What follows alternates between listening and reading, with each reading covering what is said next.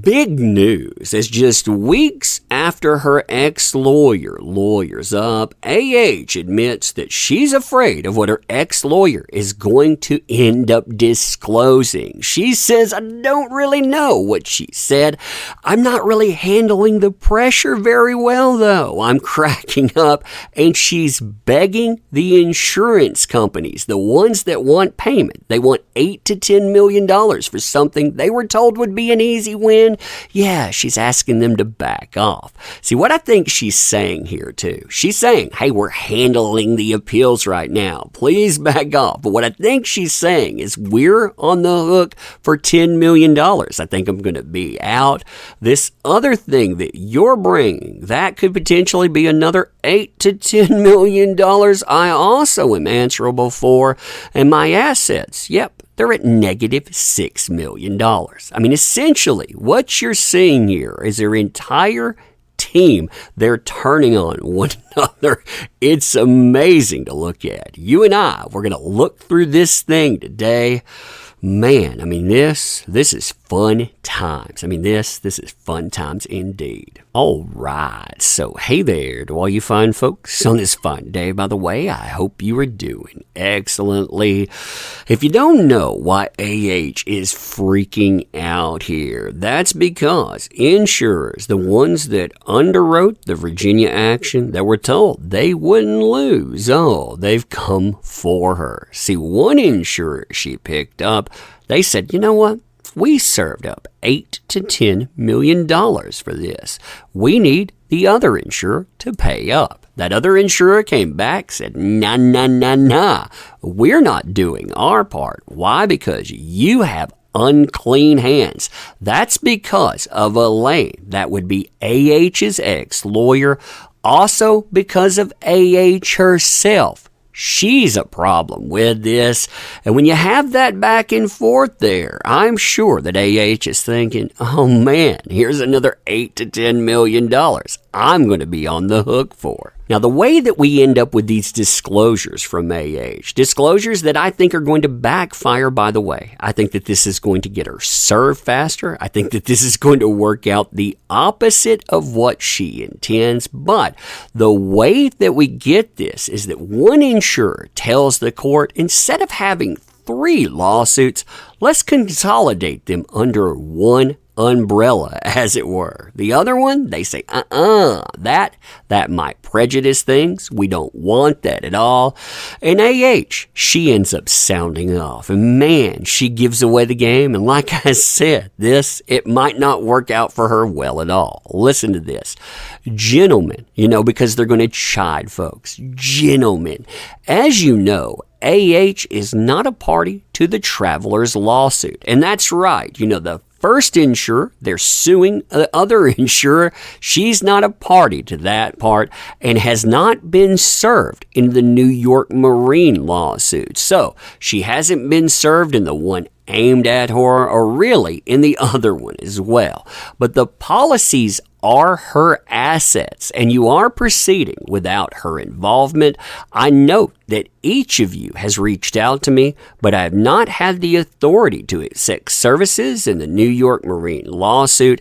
Given that the policies are her assets, she clearly is the real party in interest and likely an indispensable party. Now, this is where it starts to get interesting.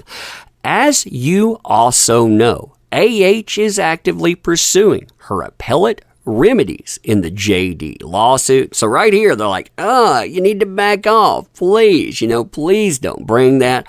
Why? Your actions are forcing her to litigate on multiple fronts and increasing the stress upon her. She can't handle this. She's cracking up. I mean, she's admitting it right there. This is not an appropriate way for insurers to treat their insured. Now, interestingly, I always wondered this too. I wonder how the insurers actually view her.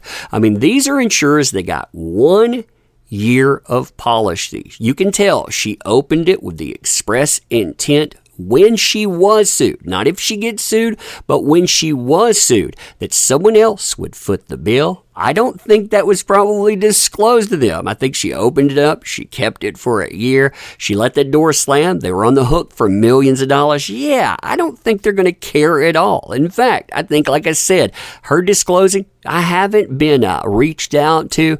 Nobody has actually served her. Yeah, I think they might remedy that. Continuing, this gets better. Because AH is not a party to the Traveler's lawsuit, she has no meaningful way to assess whether it is appropriate to consolidate the two lawsuits or what any prejudicial impact may be from consolidation. She also does not know what has transpired to date in the Traveler's lawsuit, including what disclosure may have been conducted. Here she's talking about her ex-lawyer Elaine, by the way, although she is aware that certain discovery is being directed against lawyers that may have represented her, which may itself be prejudicial. So she's telling you right there, she's afraid of what people like Elaine will say. Also, McElvoy, the person that she let her lawyers edge out, that she was part of, I'm sure they're going to have interesting things to say. Yeah, I'm sure that stuff is not going to go well at all. I suggest that you, New York Maine's counsel, and I have a conference call to discuss this. Meanwhile, request that you withdraw your motion to consolidate until we talk. Please note that we are not saying at this point that the lawsuit should not be consolidated. We are simply asking that you defer the motion until AH and we have a chance to consider what has transpired in these lawsuits. If you're not willing to do so, please advise us that we may take steps to protect AH's rights. Again, she's afraid. Oh, we're going to have to take some steps. We need to do that now. Let us know how that's going to go forward. Also, to the extent you intend to proceed at some point with a consolidation motion, please provide us now with all copies of filings and orders in the case, all discovery conducted to date, including transcripts of any depositions and all future deadlines and other events. I get the feeling, like I say, this is going to heat up, and it's going to heat up spectacularly. We had the insurer that's going after AH. In fact, she brought up, like I said in an earlier video, the ex-lawyer Elaine. Remember, AH threw Elaine under the bus. She blamed her for everything. That's why she's off the case. Rottenborn isn't.